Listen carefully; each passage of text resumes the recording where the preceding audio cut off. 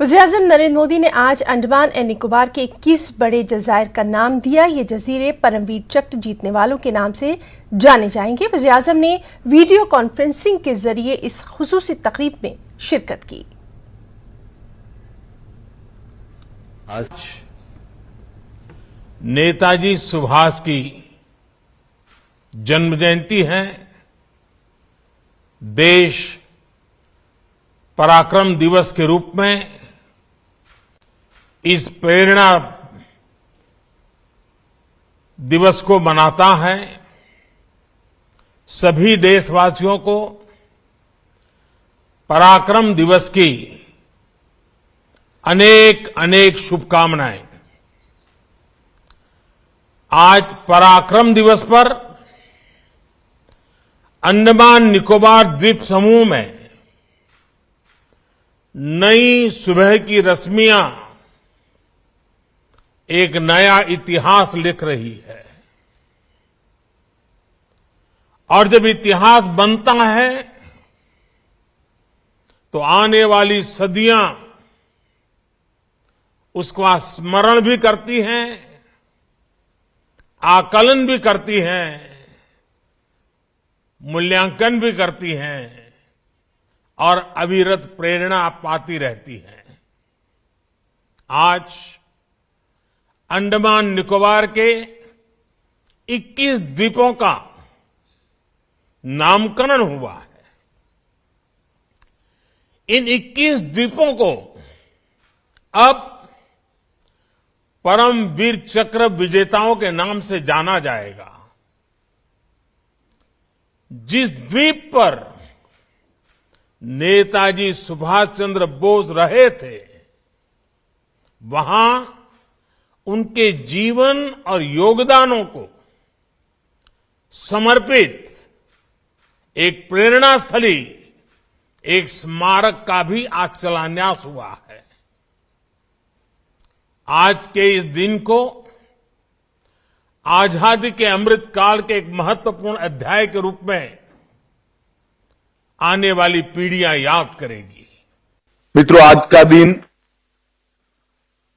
भारतीय सेना के तीनों अंगों के लिए बहुत महत्वपूर्ण दिन है, क्योंकि मैंने आज यहां आने से पहले कल कोड़ा ढूंढने का प्रयास किया था।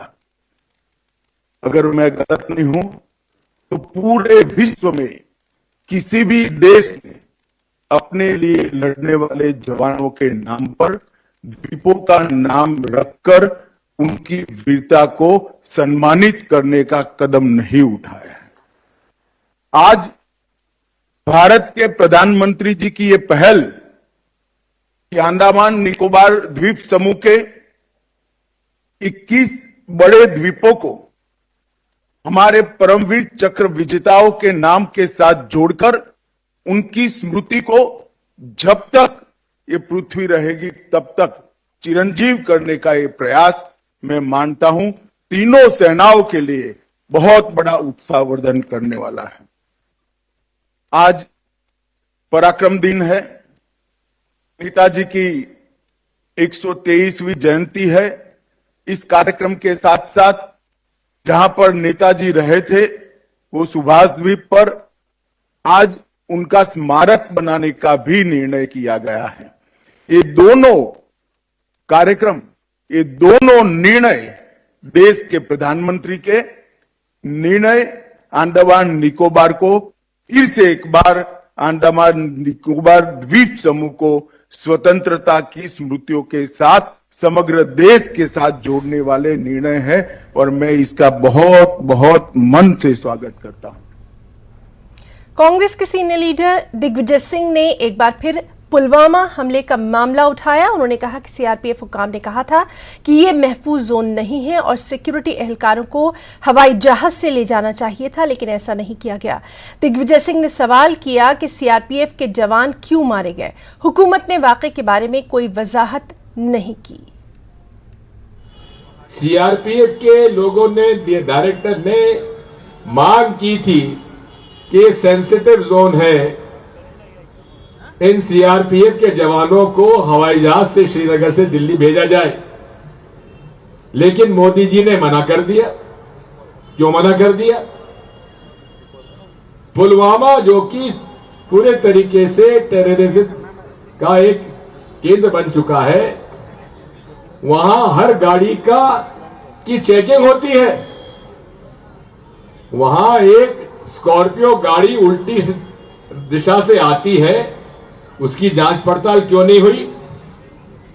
और जांच पड़ताल भी नहीं हुई और उसके बाद वो आके टकराती है और हमारे 40 सीआरपीएफ के जवान शहीद हो जाते हैं। आज तक उस घटना की जानकारी न संसद में उन्होंने पेश की, न जनता के सामने रखी। सर्जिकल स्ट्राइक की बात करते हैं कि हमने इतने लोग मार गिराए, लेकिन प्रमाण कुछ नहीं, केवल झूठ का पुलिंदा से ये राज कर रहे हैं। और डिफेंस एक्सपर्ट ब्रिगेडियर विजय सागर ने दिग्विजय सिंह के बयान पर अपना रद्द-ए-अमल कुछ यूं दिया।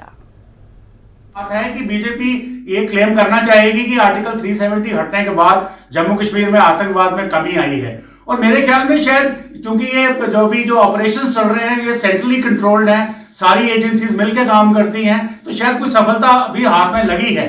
परंतु ये जो ऑपोजिशन के कांग्रेस पार्टी का सवाल है वो तो हमेशा ही इसके ऊपर सवाल उठाएंगे। जैसे आज दिग्विजय सिंह जी ने बोला कि जो क्लेम है कि आतंकवाद का सफाया हुआ है 370 के बाद, वो गलत है, क्योंकि यहाँ पे ढांगरी की घटना हुई है और 2 दिन पहले नरवाल में ब्लास्ट हुआ था, फिर रजौरी पुंछ में ब्लास्ट हुआ है, कुछ संदिग्ध आईईडीज हमें सिदरा में मिली हैं। तो इस किस्म की जो घटनाएं हो रही हैं इसके ऊपर ऑपोजिशन का सवाल उठाना स्वाभाविक है। परंतु एज ए डिफेंस एक्सपर्ट मैं आपको ये बोलूंगा कि आपको ये पता होना चाहिए कि इस वक्त 26 जनवरी की तैयारियां चल रही है और 26 जनवरी की उपलक्ष्य में गड़बड़ी फैलाने की कोशिश पूरी तरह से की जाएगी आतंकवादियों के द्वारा।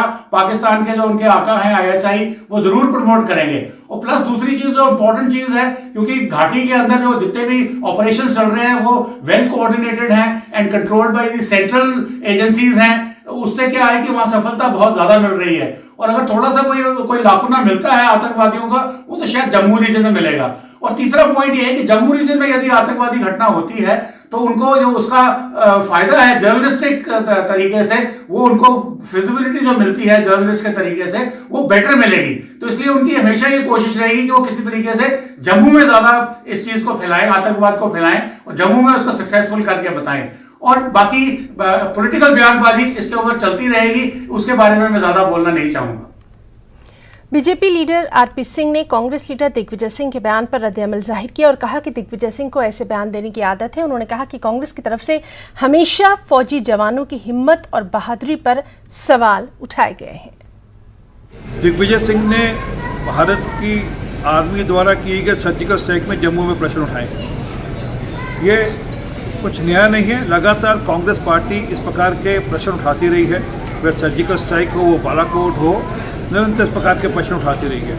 दिग्विजय सिंह तो हैबिचुअल ऑफेंडर हैं। इन्होंने पहले भी इस प्रकार प्रश्न उठाए थे जब 26/11 हुआ था। इन्होंने कहा था कि 26/11 पाकिस्तान ने नहीं किया, हिंदुस्तान में ही आरएसएस ने कराया है। और इन्हीं के साथियों ने आर्मी के जनरल को सड़क छाप कहा था। निरंतर कांग्रेस की तरफ से इस प्रकार के प्रश्न उठाए जाते हैं और आर्मी के मॉरल के ऊपर प्रश्न उठाए जाते हैं, आर्मी के वैलर के ऊपर प्रश्न उठाए जाते हैं। अपेक्षा करते हैं कि राहुल गांधी इस पर जवाब देंगे कि वह मानते हैं कि सर्जिकल स्ट्राइक हुई नहीं हुई, क्योंकि उनकी पार्टी के सदस्य तो नहीं मानते। और ये भी अपेक्षा करता हूँ कि अगली बार जब भी कोई सर्जिकल स्ट्राइक या एयर स्ट्राइक होगा तो दिग्विजय सिंह को साथ ले जाएंगे और जिस भूमि के प्रति उनका प्रेम है पाकिस्तान, इनको वहीं छोड़ाएंगे। कर्नल एसएस पठानिया ने कांग्रेस लीडर दिग्विजय सिंह के बयान पर रद्द-ए-अमल जाहिर किया और कहा कि खबरों में बने रहने के लिए इस तरह की बयानबाजी की गई। भारत जोड़ो यात्रा में जो थोड़ी बहुत ही माइलेज राहुल गांधी को मिल रही है, तो ये वो लीडर हैं जो इस समय काफ़ी बुजुर्ग भी हो चुके हैं। इनकी जो थिंकिंग फैकल्टी है, इनका जो लॉजिक है वो क्वेश्चनेबल है। और उसके बाद लाइमलाइट में बने रहने के लिए ये ऐसे बयान दे रहे हैं जो सिर्फ ना हमारे देश के लिए हानिकारक हैं, बल्कि हमारे जो पड़ोसी दुश्मन देश हैं, पाकिस्तान, चाइना, उसके बाद दुनिया भर के जो मुल्क हैं, उनके अंदर जो मैसेज जा रहा है वो एक बहुत ही बुरा मैसेज है।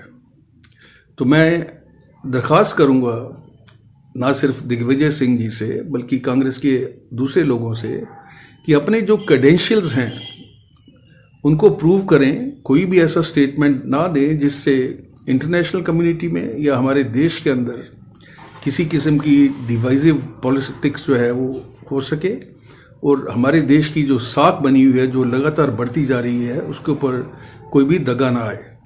मैं तो ये भी बोलूँगा कि ऐसे बयानों के लिए एक लॉ एनेक्ट होना चाहिए, और ताकि लोगों को एक मैसेज मिल सके कि अगर आप देश के खिलाफ या देश की प्रभुसत्ता के खिलाफ या देश की सिक्योरिटी के खिलाफ या देश की इमेज के खिलाफ कोई ऐसा बयान देते हैं तो उसमें कानूनी एक्शन लिया जाए।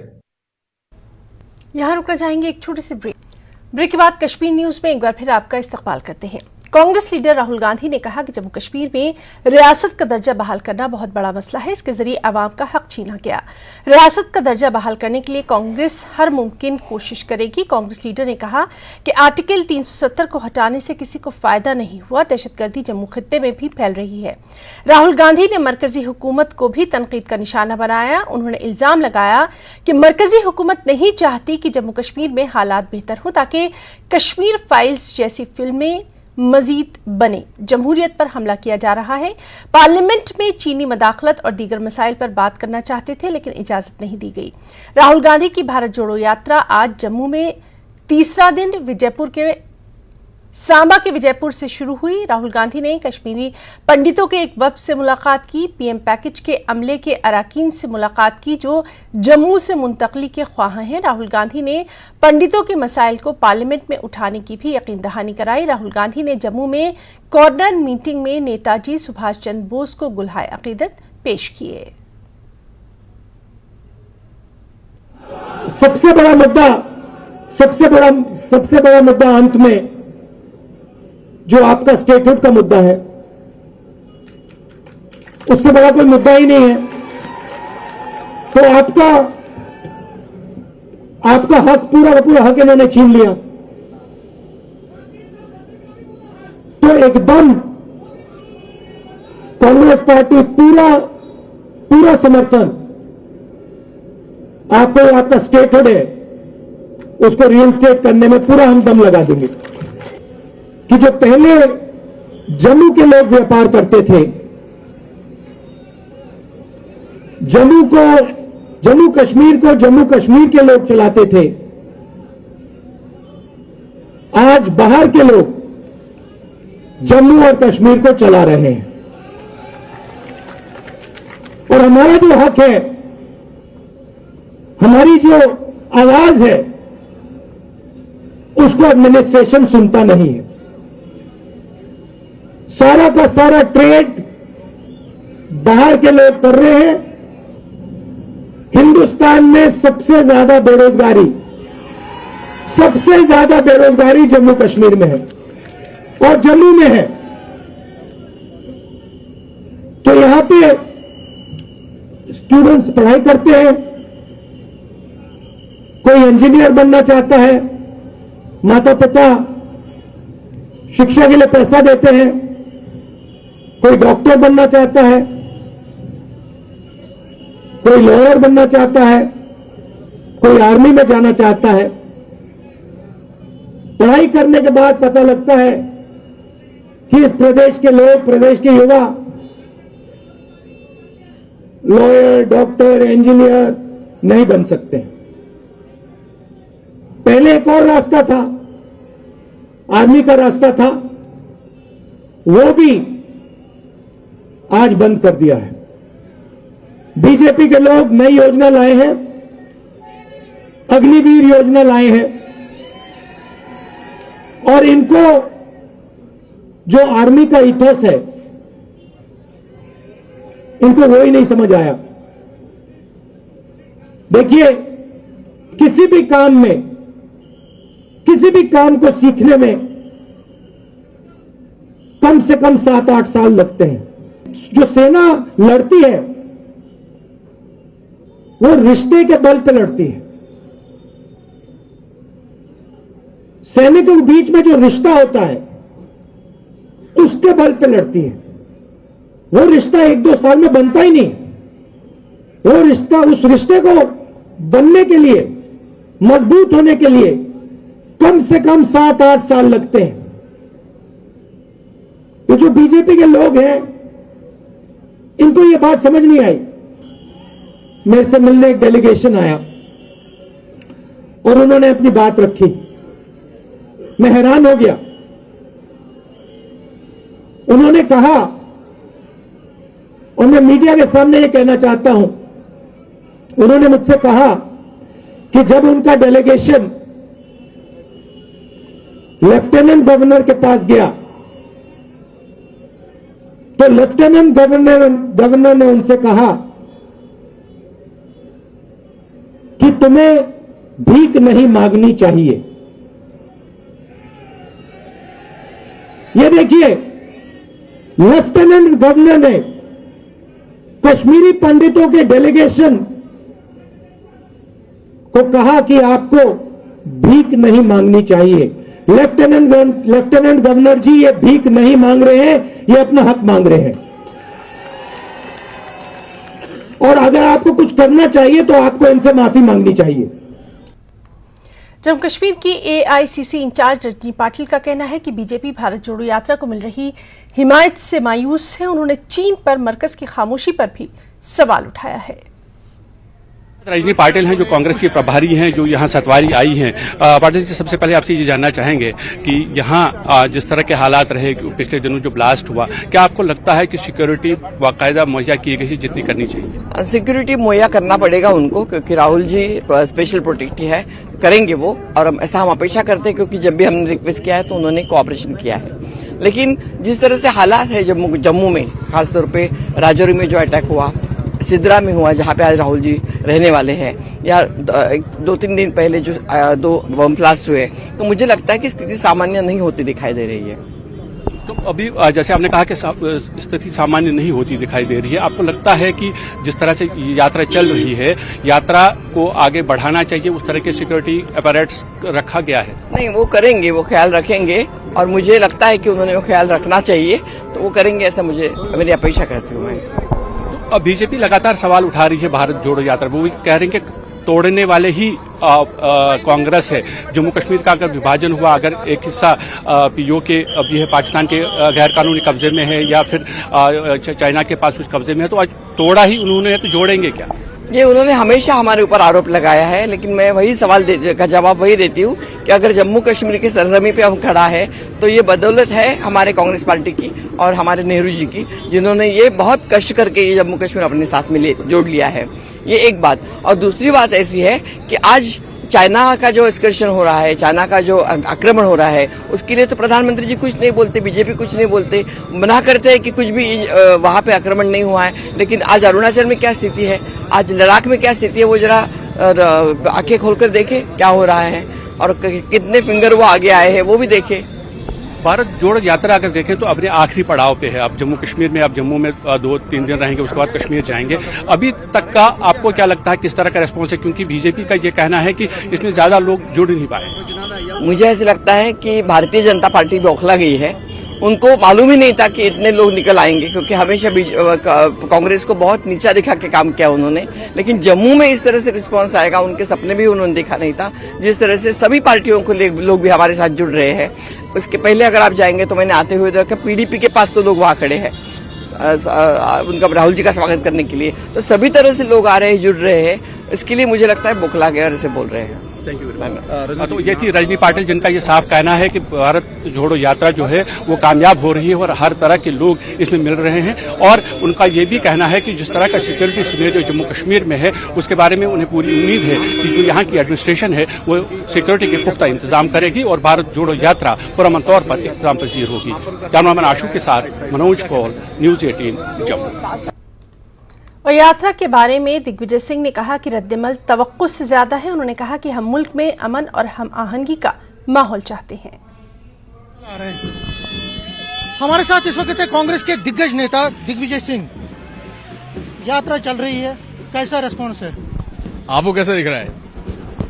यात्रा का रिस्पांस कांग्रेस लीडर से पूछेंगे, क्या आपको लगता है आपकी नजर में, क्योंकि आप बहुत सीनियर हैं? मैं तो ये पूछ रहा हूँ, हमारा तो ये है कि जितनी उम्मीद थी उससे बेहतर है। मैं आपसे पूछ रहा हूँ कैसा रहा? कठुआ में हमने देखा कि कोई ज्यादा रिस्पांस नहीं, क्या वजह थी? हमें तो अच्छा लगा, हमें तो अच्छा लगा। गुलाम नबी आजाद हो, डॉक्टर जितेंद्र सिंह हो या बीजेपी, वो कहते हैं कि ये कुछ नहीं है, ये बाहर से लोग लाए हुए हैं। देखिए ऐसा है, उनको जो कहना है मुझे कह रहे हैं, क्योंकि इसके अलावा उनके पास कुछ कहने को कुछ नहीं है। हमारा उद्देश्य क्या है? उद्देश्य है इस देश के बीच में जो माहौल तैयार किया गया है हिंदू मुसलमानों का, वो नहीं होना चाहिए। हिंदू मुसलमान भाई भाई हम लोग सब मिल के काम करें, मिल के देश को आज़ादी दिलाई, मिल के देश को आगे बढ़ाया। हम चाहते देश आगे बढ़े, शांति का वातावरण चाहते हैं। मैं हिंदू हूं, अच्छा हिंदू हूं और धार्मिक हिंदू हूं। एकादशी का व्रत करता हूं। नर्मदा की परिक्रमा की मैंने 3200 किलोमीटर। बताओ कितने भाजपा के लोग हैं जिन्होंने की हो। मैं लेकिन वो हिंदू हूं जो सर्वधर्म संभाव को मानता है, जो वासुदेव कुटुंबकम की विचारधारा को चलता है, जो हिंदू मुसलमानों में नफरत नहीं प्रेम मोहब्बत बढ़ाना चाहता है। यही सनातन धर्म है हमारा। कश्मीरी पंडितों से मिले राहुल गांधी, क्या कहेंगे? उनकी तकलीफों के बारे में बहुत विस्तार से उन्होंने बताया और हम स्वयं सुनकर हतप्रद रह गए कि कितने परेशान है वो आज, और वो किसी तरह से भी भारतीय जनता पार्टी की सरकार ने उनका साथ अन्याय किया है। पहले तो कम से कम हुकूमत थी, यहाँ की जनप्रतिनिधि थे। आज ना कोई एमएलए है, ना कोई एमएलसी है और सरकार चल रही है। ट्विन ब्लास्ट के बाद सिक्योरिटी का जो है, क्या इस यात्रा पे कोई इफेक्ट? देखिए हम लोग, देखिए ये काम तो उनका है, हमारा काम चलना है। कश्मीर जाएंगे? निश्चित तौर पे जाएंगे, निश्चित जाएंगे। तो ये थे दिग्विजय सिंह। ये कह रहे हैं कि जो बीजेपी है उनके जो वादे हैं या दावे हैं, उनका ये दावा कि जम्मू कश्मीर में जो यात्रा चल रही है उसका कोई रिस्पांस नहीं, वो खोखला है, इसमें कोई सदाकत नहीं है। और इनका ये कहना है कि इस यात्रा के जरिए राहुल गांधी और ज्यादा मजबूत बन के उभरे हैं और कांग्रेस भी इससे बहुत ज्यादा मजबूत हुई है। कैमरामैन नारायण के साथ समीर भट्ट, न्यूज़ 18, बड़ी ब्राह्मण जम्मू। अपनी पार्टी के सरबराह अल्ताफ बुखारी ने कहा है कि जमीन से बेदखली के बारे में एलजी और वजीर दाखिला ने भी यकीन दहानी कराई है कि गरीब तबका मुतासिर नहीं होगा।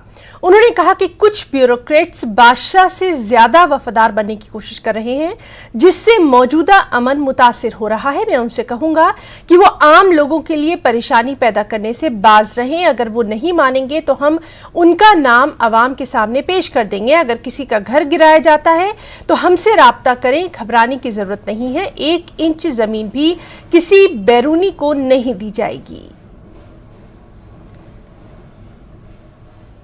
एक बहुत ज़बरदस्त इशू है यहाँ, जो सरकार ने एक हुक्मनामा जारी किया कि जो सरकारी ज़मीनों के मुताबिक, जिसमें कहा गया सरकारी ज़मीनें जो लोगों की पोजीशन में हैं, कहीं पे गैर कानूनी तौर पे या कहीं पे लीज़ पे भी या लीज़ एक्सपायर हुए हैं, तो उसके बारे में हुक्मनामे आते रहे हैं, बार बार आते रहे। नहीं, ये नहीं मैं कहूँगा कि पहली बार ही आए हैं, पहले भी आते रहे हैं, लेकिन कुछ आज थोड़ा सा ज़्यादा ही हुक्मनामों की वजह से लोगों को परेशान करने की कोशिश की जा रही है। तो मैं आपके माध्यम से गवर्नर साहब से गुजारिश करना चाहता हूं कि गवर्नर साहब, जो कानून है हम भी जानते हैं, आप भी जानते हैं, हम सब जानते हैं कानून, लेकिन जिस तरह से इस कानून को दिखाया जा रहा है कि शायद कोई बुलडोज़र लेके आप लोग निकले हैं और सभी जम्मू कश्मीर के लोग जितने हैं 50% गाँव में कहीं ना कहीं सरकारी ज़मीन पे बैठे हैं, चाहे उसको घास चराई लैंड कहो आप, उसको जो एग्रेरियन रिफॉर्म में ज़मीनें थी वो कहिए, या दूसरी खात्मे चकदारी में जो ज़मीनें थी वो ज़मीनें कहिए, कहीं ना कहीं लोगों ने कब्ज़ा तो किया ही है, हम नहीं ये कहेंगे कि नहीं है, लेकिन जो 100 साल में, अब कुछ तो 150 साल पुराने कब्ज़े भी हैं। तो बजुम से कलम अगर आप सोचेंगे कि हम जो घरों में लोग रह रहे हैं उनको उठाएंगे, या फिर दुकान जिन पे बने हैं दुकानदार अपनी ये कर रहे हैं, तो शायद ये इंसाफ पे मबनी नहीं है, ह्यूमैनिटेरियन अप्रोच नहीं है। मैं ये कहते हुए ये भी मानता हूँ कि गवर्नर साहब ने ये बड़ा क्लियर किया। मेरी भी जब उनसे मुलाकात हुई तो उन्होंने मुझे भी क्लियर किया कि साहब किसी गरीब का नहीं उठाया जाएगा, इस दुकानदारों को ये नहीं करेंगे। बल्कि होम मिनिस्टर साहब से मुलाकात हुई, उन्होंने भी एश्योर किया, कहा लेकिन कुछ ब्लेटेंटली वायलेंटली बड़े किसी ने पकड़ा होगा, उससे 100 कनाल पकड़ा है, 1 कनाल पे घर बना है, 2 कनाल अगर उसके रहेंगे भी, बाकी पे तो कोई और कुछ ना कुछ और हो सकता है। तो कश्मीर न्यूज में फिलहाल इतना ही। आदाब।